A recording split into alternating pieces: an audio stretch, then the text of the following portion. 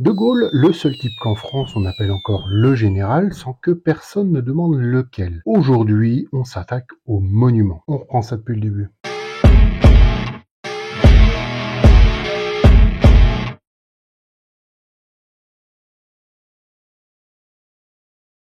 De Gaulle, c'est un nom qui se prononce comme un monument, comme une statue avec une moustache et un képi. Pour certains, c'est le libérateur. Pour d'autres, c'est un type qui a tout simplement eu raison, avant tout le monde, et qui n'a jamais laissé tomber. C'est aussi une image bien polie. Un résistant en chef, père de la République, voix de la France libre, presque un Jedi gaulois. Mais si on sort 2 secondes du mythe et qu'on regarde les faits, les vrais, ceux qu'on n'enseigne pas toujours au collège, on découvre un parcours rempli de flou, d'échecs, de tensions, de décisions bien plus autoritaires qu'on aime le raconter. On n'est pas là pour juger l'homme, on est là pour poser les faits. Rien de plus. Pas de reconstitution, pas de procès, juste une autopsie du mythe gaulliste, en douceur ou pas.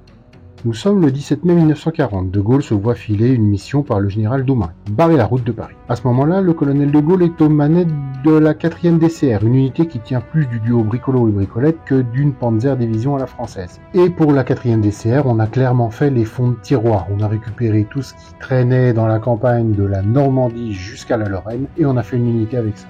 De Gaulle est sans doute assez fataliste, son unité est incommandable, désorganisée, mal ravitaillée, et quand l'ordre de marche est donné, certains chars tombent déjà en panne. Pas assez de radio, pas d'artillerie lourde, et l'aviation, parlons pas de malheur. Mais il y va, il charbonne avec l'idée de stopper les Allemands en établissant un front défensif sur l'Aisne et l'Ailette. Le plan, couper les voies de ravitaillement de la Panzer Division. Il décide donc d'attaquer Moncornet pour couper le sifflet aux Boches. Mais entre les soucis de ravitaillement, l'absence de l'aviation et le manque de moyens, c'est un échec cuisant. En moins de 48 heures, des chars sont détruits au combat. D'autres tombent juste en panne, faute de carburant ou faute de mécanique, tout simplement. Les Allemands, eux, perdent une centaine d'hommes, aucun char et continuent leur marche tranquille, presque comme s'ils n'avaient même pas vu l'obstacle.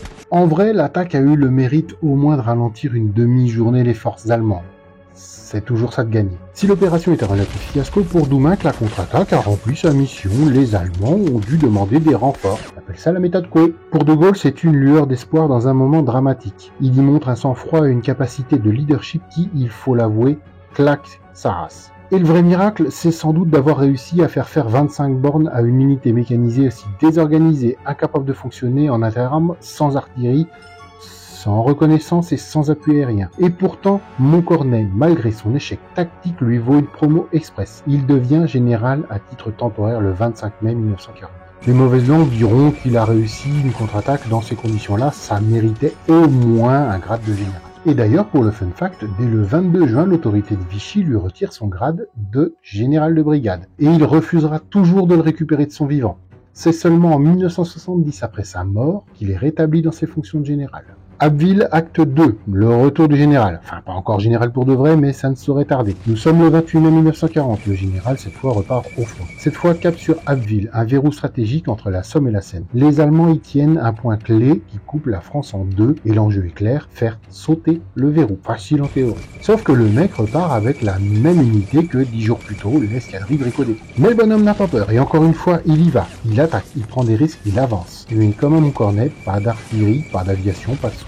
Résultat, une petite avancée, coûteuse en matos, mais une belle gifle stratégique. Abbeville ne tombera pas, mais De Gaulle, lui, commence à peser. Il attire l'attention, il agace certains officiers et il fascine le président du Conseil Reynaud. Il dégage un mix de « je vais foncer dans le tas » et de « je vais écrire mes mémoires tranquillou sur le char pendant l'attaque ». Et ça claque à l'époque. Et là, le mec est convoqué à Paris le 5 juin pour être nommé au gouvernement. Le 6 juin 1940, il devient sous-secrétaire d'État à la guerre et à la défense nationale, numéro 2 du ministère, et le président du Conseil Reynaud est fasciné par le bonhomme, et il dira même à son propos « Jeune général énergique, clairvoyant, avec des idées neuves ». Le type a 49 piges, une moustache réglementaire et zéro background politique. Il a un mojo de blindé et ça, Reynaud, il achète direct, même si le job tient plus d'un strapontin que d'un poste à responsabilité. Petit rappel, à cette époque, l'armée française est en train de partir en vacances forcées à Vichy, mais Reynaud, lui, veut encore croire au miracle. et balance donc De Gaulle dans un avion pour Londres. Objectif, obtenir un soutien militaire britannique, ou à défaut, monter un plan d'exfiltration du gouvernement pour continuer le combat depuis l'étranger. Ce qui veut dire qu'en 48 heures, De Gaulle passe de ministre sur strapontin à plan B stratégique. À Londres, il rencontre Churchill. Première prise de contact, il se teste, il se flaire, il se jauge. De Gaulle propose de créer une union franco-britannique pour continuer le combat à deux. Churchill est chaud patate. Il achète. Dans la nuit du 16 juin, De Gaulle dicte par téléphone une note intitulée Anglo-French Unity, qui consiste à fusionner le Royaume-Uni et la France dans leur territoire et leurs moyens militaires. Mais à peine de retour au bled le 17 juin, il descend de l'avion, pose le pied à terre et découvre que le président du Conseil Reynaud a déjà jeté l'éponge. Remplacé par Philippe Pétain. Pétain veut arrêter la guerre, De Gaulle la continue, la rupture est totale, les deux bonshommes ne s'aiment pas et ce n'est pas neuf, loin de là. Pétain aime l'armée de papy, qui défend et qui crève en silence. De Gaulle, il veut la réformer en profondeur. Pétain, à ce moment-là, est un héros absolu de l'armée française. Et clairement, depuis plusieurs années, il méprise totalement De Gaulle. Alors qu'il se fait gentiment mettre à la porte du Rambal, il est encore membre du gouvernement jusqu'au 18 juin, au moment où les pouvoirs du chef de gouvernement passent officiellement à Pétain. De Gaulle se retrouve avec sa petite valise et 100 000 francs provenant des fonds secrets. Alors les fonds secrets à l'époque, c'était une sorte de budget non officiel et un peu parallèle qui servait à financer des petits extras à droite à gauche. De nos jours, ça n'existe plus. Sauf si vous trouvez normal de payer une cuvette de chiottes 150 €. Il le sait, il n'a plus sa place à Bordeaux, ni dans le gouvernement qui tombe en morceaux. Il a une dernière carte à jouer, Londres, parce que De Gaulle, malgré tout, reste un militaire. À Londres, c'est la ligne de front désormais. Le général Spears et l'émissaire de Churchill tentent alors de convaincre Reynaud et quelques autres de quitter Bordeaux pour Londres, en vertu du Anglo-French Unity, que les Anglais avaient pris au sérieux et avaient acheté banco. Ça avait été voté à la Chambre des communes anglaises. Mais devant le refus de Reynaud de quitter la France, De Gaulle claque une place à bord du de Havilland Flamingo le 17 juin, non sans négociation. Il va même faire semblant d'être kidnappé, histoire de sauvegarder les apparences. Le 18 juin 1940, De Gaulle balance son fameux appel à la résistance depuis Londres. Vous savez, celui où l'on dit qu'il faut continuer de se battre contre les Allemands, que même si la France est en train de se faire liquider, un moment légendaire, dit-on. Enfin, pas vraiment.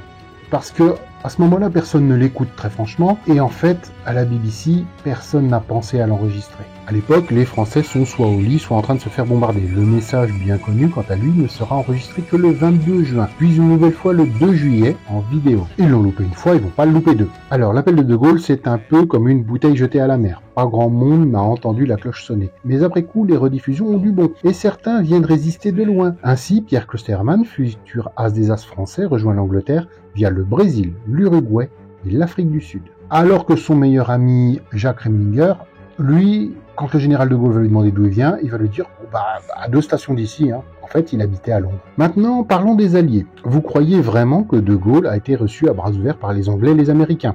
Spoiler alert, non. Si Churchill le tolère, c'est parce qu'il n'a pas le choix. Le gars se retrouve à gérer un minuscule du gouvernement en exil, à Londres, sans aucune légitimité et surtout sans réelle force. Il se met alors en position ultra délicate face à l'Empire britannique. Churchill le trouve probablement utile, mais pas à faire des confidences ou à se tapoter dans le dos. Et les engueulades de Churchill-De Gaulle resteront dans la légende. Par exemple, Churchill parlera de Gaulle comme si c'était Staline avec 100 000 hommes derrière lui, sauf que il avait personne. L'été 1940 sera difficile et cruel pour De Gaulle, là où il obtient le statut de chef symbolique de la résistance française. Mais les deux gars, au caractère tout autant affirmé l'un que l'autre, n'en finiront jamais de s'échapper. Et quelquefois, la raison d'État n'aidera pas. Tout se complique après l'opération et la destruction de la flotte française à Mers-el-Kébir en juillet 1944. Quand De Gaulle apprend l'attaque de Mers-el-Kébir, en tant que militaire, il la comprend. Mais en tant que chef de la résistance, il se dit que c'est une catastrophe. Il le vit comme une tragédie nécessaire mais désastreuse. C'est un tournant dans ses relations avec Churchill et surtout dans la perception de la France libre par les Français. Puis l'échec de l'opération de Dakar, en août de la même année. Le soutien plein et complet n'arrivera qu'à l'été 1941. Septembre 1940, De Gaulle veut rallier l'AOF. Il pense que les gars vont l'accueillir en héros et Churchill le suit un peu à contre-cœur. Résultat, les troupes de Vichy tirent, la population ne bouge pas et De Gaulle repart la queue entre les jambes. Churchill est furax d'avoir gaspillé des moyens pour ça et De Gaulle vire à la parano. De Gaulle n'aura pas l'Afrique occidentale et passe par un creux profond. Il rebondit quelques mois plus tard en récupérant l'Afrique équatoriale. Cette base territoriale lui permet de gagner peu à peu une légitimité internationale. D'abord auprès de Londres, puis de Moscou, mais pas encore de Washington. D'ailleurs, Anglais et Soviétiques vont reconnaître De Gaulle comme chef de la France combattante, pas chef de la France.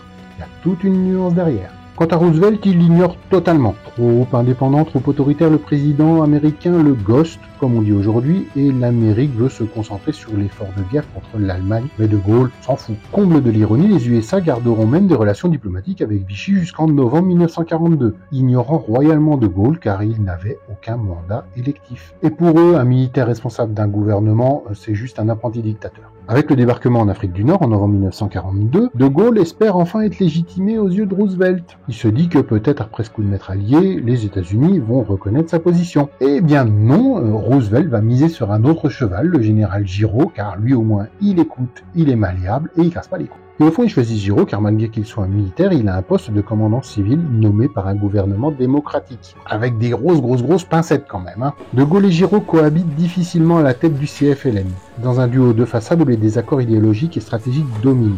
Giraud prône l'unité sans épuration et reste proche des vues américaines et de Vichy. De Gaulle se met alors dans un travail de sape. Il écarte les amis de Giraud du CFLN, soit car ils ont un peu trop fricoté avec Vichy, soit plus sèchement. Et De Gaulle ne se prive pas de bien crier la moindre défection sur les toits. Les officiers girodistes sont débauchés par les gaullistes et finalement, après avoir été avertis et pensant être légitime uniquement par son adoubement des Américains, Giraud, négligent, est débarqué par De Gaulle. Et très franchement, le général Giraud a été très mou du genou et a totalement sous-estimé la puissance du mythe gaullien à ce moment-là. Et en attendant, si vous avez aimé ce contenu, n'oubliez pas de vous abonner, de liker, de partager, d'activer la cloche des notifications et la prochaine fois, nous reviendrons avec ça.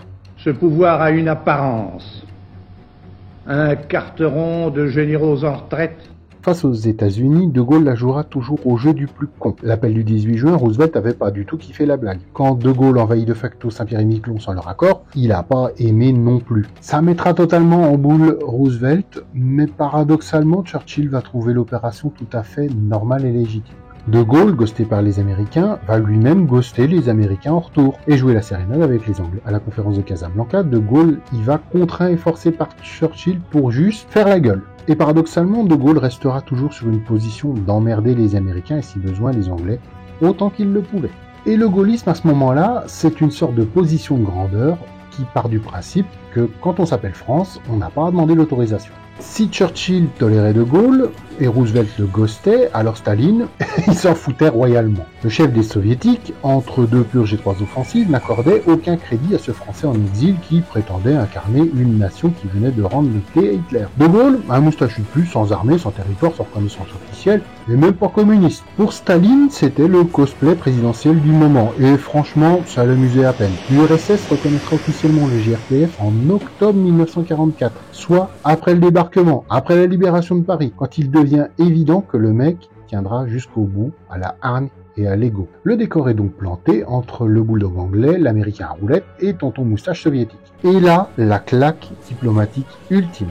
Le 6 juin 1944, le débarquement. Le plus gros événement militaire du siècle. Des milliers de navires, de soldats, de tanks. Les Alliés lancent l'assaut final contre l'Allemagne. Et De Gaulle, pas au courant.